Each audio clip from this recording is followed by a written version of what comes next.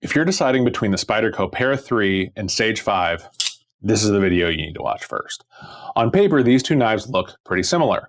They have the same lock, similar blade length, even some overlapping steel options. But it's the little design differences that can make a big difference in your hand and in actual use. So we're going to compare these two in the following categories: Ergos, cutting performance, steel options, carryability, deployment in action, lock, overall build quality, aesthetics, aftermarket, and finally price and value. Now, before we get into that, I just want to let you know any of the knives you see in this video, I'll have links down in the description for where you can pick those up. So without further ado, let's get into Ergos. Now, all of my Para 3s and Sage 5s have aftermarket scales, which don't really affect the overall Ergos to me, but I will, touch on a few things with those towards the end of this section. But I can get a full forefinger grip on both of these knives. Both of them have a usable choil as well that you can choke up on. Although I will say this is one of the points where there is a significant difference for me. The Sage 5 choil is a bit deeper, and I think the jipping is a little bit better defined, whereas on the Para 3, it is a shallower choil, and the jimping I don't think is quite as refined. Now, that actually came into play in a previous take when I was making this video. My finger slipped up onto the blade here, and thankfully it didn't cut me, which is a miracle because every Spyderco that I have has come super sharp. But that just kind of illustrates it's with it being a little bit shallower, it's easier for your finger to slide up. Now, that's the only time I've ever had that happen, so that might have been a once in a million occurrence, but it's just an illustration of that. So Ergos wise, something else is the pocket clips. Now, some people have said that the Para 3 has caused a hot spot when they're working, gripping the knife hard. I could see that just with the shape of the pocket clip, but I haven't run into that personally. The one on the Sage 5 is a little bit more minimalist, with it being a wire clip. It doesn't have quite the same sharp edges that this would potentially. So taking that into account, just consider that if you do have a problem with pocket clips being a hot spot. Now, back to the original scales, since I mentioned those. The original G10 scales on both have the same peel ply texture, and the edges were, not an issue on those. The FRN scales on the lightweight versions, they have one of those textures that you either love or you hate, and it's the same texture on both of those. Now, the one big difference, as far as the scales that I noticed, I felt like the Para 3 scales were a little bit more rounded off, whereas the Sage 5 scales were a little bit more square on the edges, but that's being really nitpicky and just trying to find something that is different on them. So with that being the case, which one wins this round? That's going to be the Sage 5. And that is mainly due to the forward choil that I talked about. So on to cutting performance and utility. The Para 3 has a thicker blade stock at 0.145 inches or 3.6 millimeters, whereas the Sage 5 is a little bit thinner at a 0.118 inch blade stock, which is 3 millimeters if you prefer metric. The Para 3 has a modified clip point blade, and it comes down to a much finer and arguably a little bit more fragile tip. Now, that tip can give you some extra utility as far as piercing tasks, but it can also be a liability. In fact, I managed to chip the tip on my S110V Para 3 when I was reassembling it with the new scales. I bounced it off one of the barrel spacers, and it took a little tiny chip out of the tip of the blade. And I've worked on grinding it down with some diamond stones, but you can still kind of see it if you're really, really looking. Now, the Sage 5, on the other hand, has a more symmetrical leaf-shaped blade, or some might call it a spear point. The tip is not quite as fine, so in theory it'll be more robust. You still don't want to be prying with it. You want to use it like it's a knife, not a pry tool. But in theory, it should be a little bit more robust. Now, I did not notice a real appreciable difference in my not at all scientific cardboard cutting test. If anything, I would say maybe the Sage 5 was a little bit smoother going through the cardboard, but it really wasn't to the extent that I would classify it as a significant difference.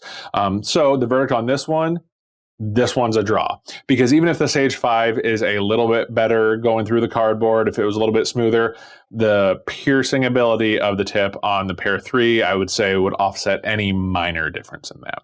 So on to steel options. Now, the Para 3, the base model is currently in S45VN, which is what this is. Spyderco switched to that from S30V back in May of 2021.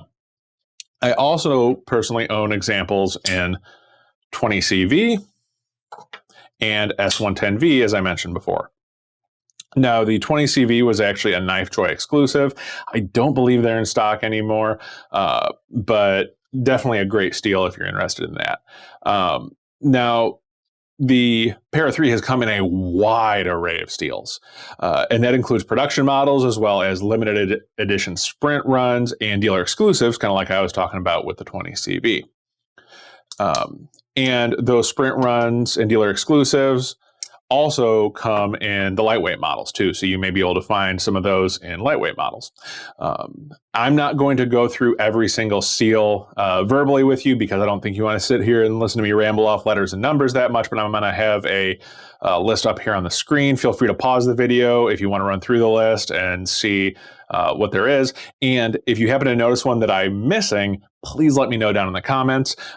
Actually, in my Para 3 review video, somebody pointed out that I didn't have 20CV in the list, even though I owned one.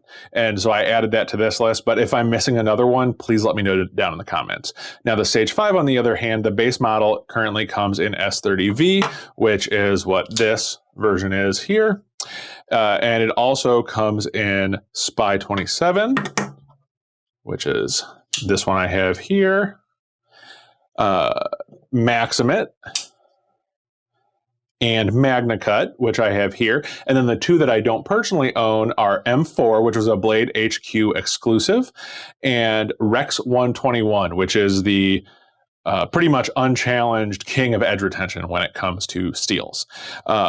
Now, the M4, I am hoping to get one of those, but they are no longer available through Blade HQ, so I would have to get it on the secondary market, whereas the Rex 121 is a current production model. So with that said, I'm sure this one isn't a shock, but the Para 3 wins this one by a long shot. It has just had more variations in steel. The Sage 5 is catching up. For a long time, you just had the S30V as the option, but they just recently started adding more steel, so I'm hoping they keep doing that. But for right now, the Para 3 has to win in this category. So, on to carryability.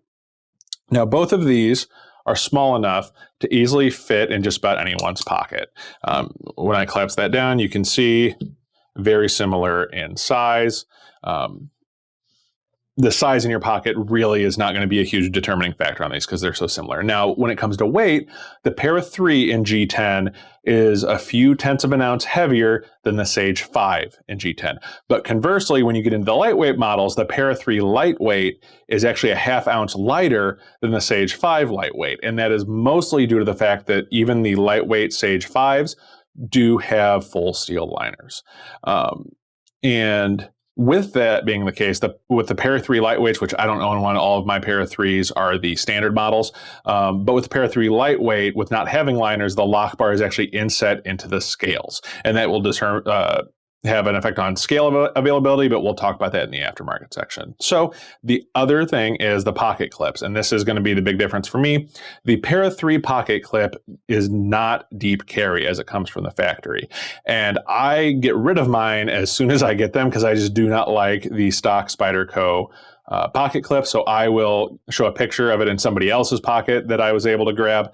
But I swap all of mine out for deep carry pocket clips. And one of the things that you have to consider when you're doing that, specifically with the Para 3, so this is a standard aftermarket deep carry pocket clip, and you can see because Spyderco reused the lanyard barrel, if you want to call it that, from the Para 2 or Paramilitary 2 on the Para 3, it kind of blocks this opening here. So I don't use lanyards, so it's not a humongous deal to me.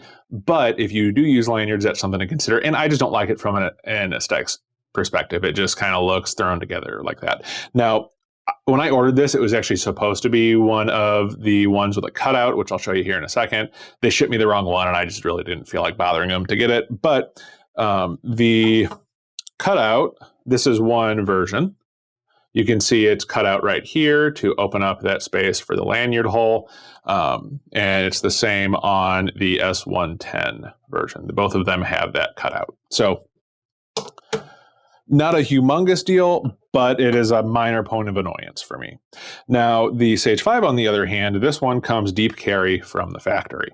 And these wire clips from Spyderco. I love them. They're very light. They're minimalist. And if you want the look of this kind of scale, there are companies that are making these in the aftermarket, and I'll have that linked in the description.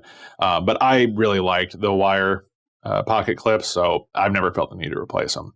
And as you can see, it also doesn't have the same problem with the oversized lanyard hole. This is a much smaller lanyard hole, so if you need a bigger lanyard hole, that's something to consider, but I don't use lanyards, and I think on knives like this, a lot of people probably won't, but that is also a plus for me. So, get these back on the table here.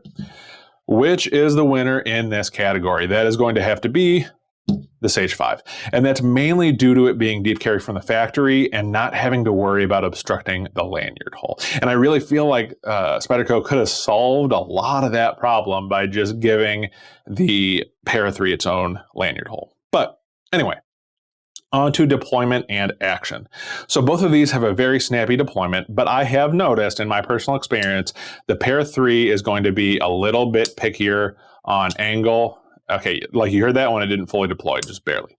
But I found the Para 3 to be a little bit more picky on the angle and the force you're using to try to deploy it.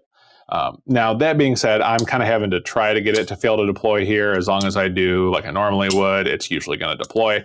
But I just have noticed that. Whereas I have not had that same issue with the Para 3, which actually my thumbnail's kind of hurting here. So I'm not getting as much force as I normally would, but I'm not having any issues deploying this. So there you go. And I don't know why that is with the Para 3. If anything, like in my theorizing, I'm wondering if maybe it's the distribution of the weight on the blade, maybe because this one is going to have a little bit more weight out towards the top. I don't know. I was just trying to find reasons to explain it, but I'm not sure. Now the lockup on both is good. There's no blade play issues. They come locked really good. So which one is the winner for this category? This one, again, is going to go to the Sage 5. And that's just by a hair based on the fact that, in my experience, is not as picky about the angle and the force when you're deploying it. But really, both have great deployments, in my opinion. So next, we're going to go on to the lock. This is going to be probably the quickest category because these share the exact same lock. It is Spyderco's well-known compression lock, which, as you can see, when you deploy it, the bar comes out and locks the blade. And then to drop it, you press that. If you've owned a Spyderco compression lock, you're very familiar with it. So, not surprisingly, this category is going to be a draw. Now, next we're going to get on to overall build quality. And this is going to be another quick one. As I showed, there's no blade play in either of these. No blade centering issues with these, either before I replaced the scales or after I replaced them. They're pretty easy to get back centered. Everything locks up like it should. Nothing rattles that shouldn't rattle. Fit and finish on both is absolutely excellent, and they both came super, super sharp when I got them. So this one, again, is going to be a draw. Now on to aesthetics. We're going to stop the draws here for a minute. The fit and finish on all my blades is excellent. It's a satin finish, same quality across both models. The Para 3 does offer a few models that have DLC coated blades. To my knowledge, the only Sage 5 that offered a DLC coated blade was the exclusive M4 through Blade HQ, and that is no longer available. To my knowledge. Now, I prefer uncoated blades personally, so that's not an important factor for me, but I wanted to bring it up in case you do prefer DLC coated blades. Now, the blade shapes are the biggest difference in this category for me. And the Para 3, I would have to say, is definitely an acquired taste. It's just a little unorthodox of a blade shape, but it also falls into that category for me of it's not stupid if it works. The Sage 5, on the other hand, is a leaf or spear point blade. It's more symmetrical and has a more traditional design, even if it's not really what we would call like 100% traditional drop point or something like that. I just think it's a more balanced, visually pleasing design. So with that being the case, with my description, no shock, the winner for this category is going to be the Sage 5. Now we're going to get on to aftermarket. Now the Para 3 has a very extensive aftermarket as far as scales go, and also pocket clips and hardware. Basically, if there's a scale material that exists, chances are somebody is making scales in it for the Para 3. The ones that I have, this is from Micarta Scales is the name of the seller on eBay. They're based out of Ukraine. And then I also have this set on my S110V from Applied Weapons Tech. And I also have these scales from Aimfront. Now, I mentioned earlier the Para 3 lightweight and the Para 3 not sharing scales, and this we'll talk about it a little more in depth here. Because of the liner or the lock bar being inset into the scales on the Para 3 lightweight, you cannot use scales for one on the other. You will have to get specific scales for the lightweight or the Para 3. Now, the Sage 5, on the other hand, it does have a more limited aftermarket. There are companies that are making scales out there. So, for example, Rips Garage Tech. There we go. Rips Garage Tech. They have scales in a variety of materials, including Micarta, G10, aluminum. I believe they even have some titanium scales, if I remember right. Svechnikov Workshop on Etsy, and he also has his own site, makes wood scales for him, which I'm a huge fan of those. Love them. These are actually G10 scales from Rips Garage Tech that I mentioned before. And these are linen micarta scales from Rips Garage Tech. And these are aluminum scales from Rips Garage Tech. So as you can tell, I'm a big fan of the Rips Garage Tech scales. But Applied Weapons Tech also recently started making aluminum scales for the Sage 5, so I'm going to look into getting some of those. And Parsons Blade Works makes titanium scales for the Sage 5, but I have not been able to catch those in a design that I like. If I get the Rex 121 version, I'll probably get a set for that. Just make a super premium knife that way. But one of the great points with the Sage 5 is the lightweight and the G10 versions should be able to share scales because they both have full steel liners, and the main difference is just the scales. So if you know you're going to buy aftermarket scales for it, you can actually save yourself a little bit of money and just buy the cheaper lightweight FRN models to start out. So with those descriptions, probably not a shock on this one, the Para 3 is going to be the winner on aftermarket. It just has a much more expensive aftermarket, but the Sage 5 is starting to pick up steam in that category. So on to price and value, our final category. Now I'm going to go to Amazon for reference on the pricing on these, just so we're comparing apples to apples. Now I'll look at a few models that share steels, and these are all at the time of recording. So by the time you're seeing this, these may have changed as well. So the base Para 3 with G10 scales and S45 VN will run you around $180, whereas the Sage 5, which now that is the Sage 5 lightweight in S30V, they discontinued the G10 version. That will run you $134. And as a reminder, the lightweights do have full liners in the Sage 5, unlike the Para 3. The Spy 27 Para 3 will run you about $165 for the standard model and $141 for the lightweight model. For the Spy 27 Sage 5, the G10 will run you $190, and the lightweight will run you $142. And that price on the G10 is the highest that I've seen for a while, and that may be a bit of an outlier. But the Maxamet Para 3, we were getting into a more expensive steel there, will run you $265. And that is in G10 with full liners. And the Maxamet Sage 5 will run you $211, and that also has full liners, but that is FRN scales because that is a lightweight model. The Para 3 lightweight Salt in MagnaCut will run you $140. As noted before, this model does not have full steel liners.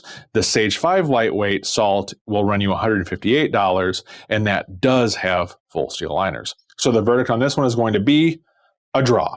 Even though there is some variation in those, the prices go up and down often enough, and they're close enough that I really am not comfortable giving it to one or the other. If I had to lean one way or the other, I might say the Sage 5, just because the lightweight models have full steel liners, and I think that adds a little bit of value, but I'm going to have to leave it at a draw for this category. So where does that leave us?